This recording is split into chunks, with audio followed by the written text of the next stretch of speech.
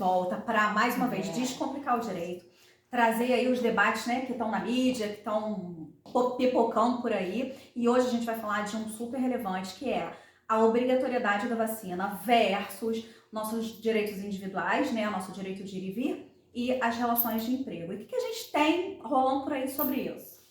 Desde o início da pandemia, muito se falou sobre a chegada da vacina, muito se torceu por Muito isso, se esperou, muito né? se esperou por isso. E à medida que a gente foi avançando na vacinação, que essa imunização começou a chegar para toda a população, começou-se a questionar a obrigatoriedade da vacina ou não. Como é que a gente lida com isso? São dois lados de uma balança, como a Kati falou, que a gente tem que pesar, né, na vida real, no caso concreto, que é justamente isso, o direito individual versus o direito coletivo. Como é que a gente aplica essa balança? Como é que a gente pesa esses dois pesos? São iguais? São diferentes? Como é que funciona isso? Nesse caso específico, né, da pandemia, da vacinação, isso ficou um pouco confuso para as pessoas. Meio nebuloso. Meio nebuloso, exatamente. Primeiro porque foi uma questão maciça, né, uma questão do planeta, não é uma questão só nossa, né? O que a gente analisa de legislação a gente aplica aqui no nosso país, mas a gente faz uma análise, uma ponderação macro, né? E a gente percebe esse conflito no nosso dia a dia porque a gente lida com pessoas, cada um tem a sua opinião, claro, né? E aonde que a gente vê esse conflito se instalando? Primeiro, e antes de mais nada, né, é legal chamar atenção e dizer que não tem ainda uma definição sólida sobre esse tema. A gente tem entendimentos nos dois sentidos, né? Tanto no sentido, né, de uma obrigatoriedade, quanto no sentido de uma não obrigatoriedade. A verdade, gente, é que o STF, né, já foi, né, instado a se manifestar sobre esse tema, né, e ele disse que a vacinação não era compulsória. Contudo, ele deixou estados, municípios e o Distrito Federal livres para falar, determinar sobre políticas de enfrentamento à pandemia, como, por exemplo, a restrição de pessoas não vacinadas a determinados lugares. Isso, na verdade, é uma compulsoriedade indireta. Exatamente. Né? E é sobre isso que a gente estava refletindo. Que é claro, né, que se você não quer se vacinar, mas em contrapartida, para você entrar no cinema, para você entrar num restaurante, para você entrar num teatro, numa academia, né, enfim, em diversos lugares. Em diversos lugares que estão elencados aí, né, você precisa demonstrar o comprovante da vacinação. Então, por via reflexa, você acaba, né, chegando na obrigatoriedade da vacina, né? E aí, a gente se pergunta, o que vale mais? O que tem mais peso nessa balança? Tem pesos diferentes? O meu direito individual ou o direito da coletividade? Lembrando que ambos esses direitos estão previstos no artigo 5º da Constituição Federal, que fala dos direitos e garantias fundamentais. Exatamente. É legal a gente chamar atenção para isso, porque toda vez que a gente vê esse debate, tem uma visão bastante acirrada, defensiva, né, dos direitos individuais, e como se esses direitos individuais fossem os únicos lá elencados na nossa lei máxima, na nossa lei maior, né, que é a Constituição.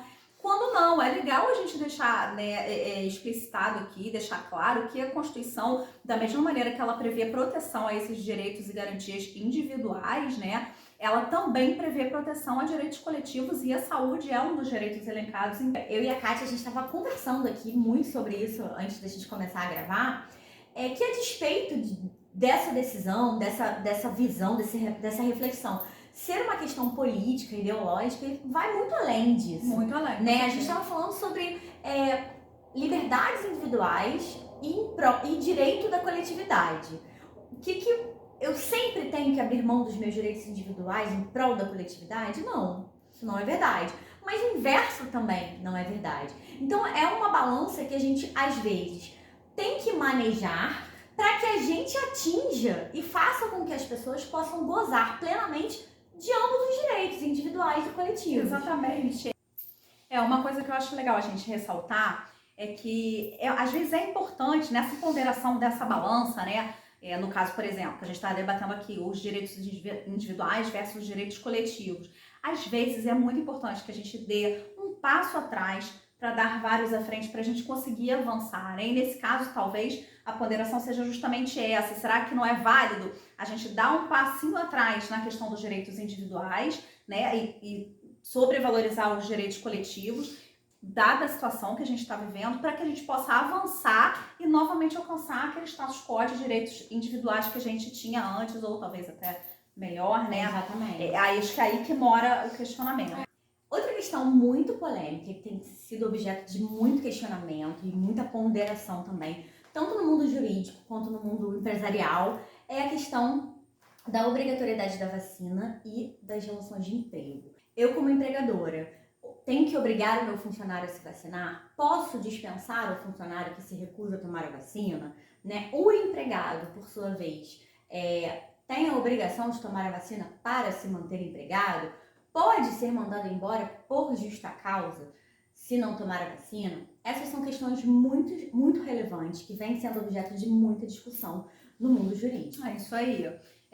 A porque a gente está vivenciando a pandemia, né? A dois, porque as relações de emprego são as relações em maior quantidade, todo mundo, né, precisa, ou a grossa maioria precisa trabalhar. E claro que uma coisa, né, acaba interferindo, acaba respingando na outra de forma bem, bem incisiva no dia a dia. A gente está vendo esses debates por aí. O que a gente tem por enquanto? Ainda não há nada sólido, definido, de, né, se tem que obrigar o funcionário a tomar vacina ou não obrigar, se pode demitir por justa causa. Mas também é importante a gente destacar que temos decisões, né, de tribunais nos dois sentidos. Qual é a questão nesse caso, né, gente? Também passa pelo direito individual e pelo direito coletivo, né? Então, de um lado, a gente tem o direito do empregado, né, a sua liberdade de escolha, a sua, Claro, né, liberdade de consciência, e também o seu direito à manutenção do emprego, daquele vínculo empregatício, né, que é o sustento da família. E do outro lado, a gente tem o empregador. E aí, como é que a gente pesa isso? A gente estava até debatendo aqui recentemente decisões no sentido de penalizarem empresas onde o funcionário contraiu a Covid-19, né? Isso foi considerado acidente de trabalho e essa empresa foi obrigada a pagar uma indenização, sofrer uma multa. E por outro lado, a gente também teve decisões de tribunais que autorizaram empregadores a demitirem por justa causa seus funcionários. Então é uma balança que a gente tem que olhar para o caso concreto, né, e aplicar o direito de maneira que atenda melhor as partes. A gente tem uma orientação do Ministério Público do Trabalho que é favorável à obrigatoriedade da vacina, desde que haja, né, uma política interna de conscientização do porquê é importante, né, a imunização, além de um canal onde esses funcionários que ainda têm dúvidas, né, ou questionamentos possam, né, esclarecer e terem segurança ao escolherem se imunizar ou não. É isso aí. Uma coisa que a Maite falou que me chamou muita atenção, e a gente estava super debatendo isso aqui um pouco antes de gravar, que é essa questão da possibilidade da contaminação, né, pela Covid-19 ser considerada um acidente de trabalho, né? É uma coisa inerente ao trabalho. Mas isso é de difícil prova, né? Que a gente estava aqui discutindo. Como é que a gente faz prova disso? Afinal de contas, você tem toda uma vida que não passa só pela seara do trabalho. Tem como afirmar. No entanto, a gente realmente já tem essas decisões. E outro ponto importante que a Maite também levantou aqui, e que a gente também já discutiu muito, é essa questão. Ora, se de um lado existem decisões que possibilitam essa visão da contaminação pela Covid-19 no ambiente de trabalho, né, sendo considerada como um ambiente de trabalho, ou acidente de trabalho, mesmo com a dificuldade da prova, mesmo a gente sabendo que é uma presunção.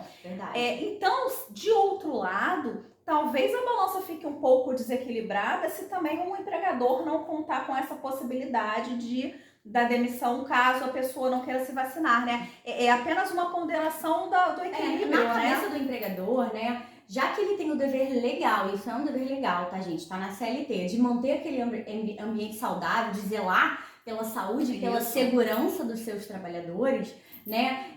Na cabeça do empregador, ele é um pouco conflitante essa questão de se ele tem essa obrigação, então ele teria que poder exigir do seu funcionário que esse funcionário... Atitudes que se coadunem, que corroborem. Exatamente. Então, assim, o que tem se visto muito? Aquele funcionário que se recusa a tomar vacina, ele pode apresentar uma justificativa plausível, como, por exemplo... comorbidades, né? Exatamente. Ou alguma consequência de algum efeito, alguma reação dessa vacina, né? Então, se ele apresenta essa justificativa, é possível que esse empregador olhe, né, para essa relação de uma maneira diferenciada. Uma outra possibilidade também que os tribunais têm, né, aplicado é a possibilidade de dispensa em acordo, em comum acordo. Então, Então, talvez esse caminho seja um pouco mais, vamos dizer, flexível, né? Admita uma maior flexibilização, uma maior mitigação, porque ainda não tem uma coisa sólida. E se a gente parar para pensar, é um conflito bastante difícil, né? E mexe com relações que... E o ideal é que a gente consiga atingir o equilíbrio dessa balança, né? Então, essa dispensa em comum acordo seria uma possibilidade de equilíbrio daquele empregador que não deseja, né, ter aquele funcionário não imunizado e daquele funcionário que não quer, né, deixar de exercer o seu direito individual de escolha em se imunizar ou não. Então, é tudo muito conflitante ainda, né? A gente ainda, os tribunais ainda estão caminhando, trabalhando nisso, olhando para o caso concreto, né? O direito, para ser efetivo e para ser direito, ele tem que olhar para o caso concreto. É isso aí, galera. Tem alguma opinião diferente? Manda pra gente. Se inscrevam no canal, compartilha, ativa as notificações. Vacina sim! Nós somos a dupla legal. Beijo!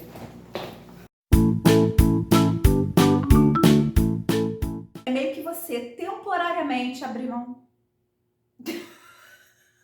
É isso aí, galera. Tem alguma... É isso aí, galera.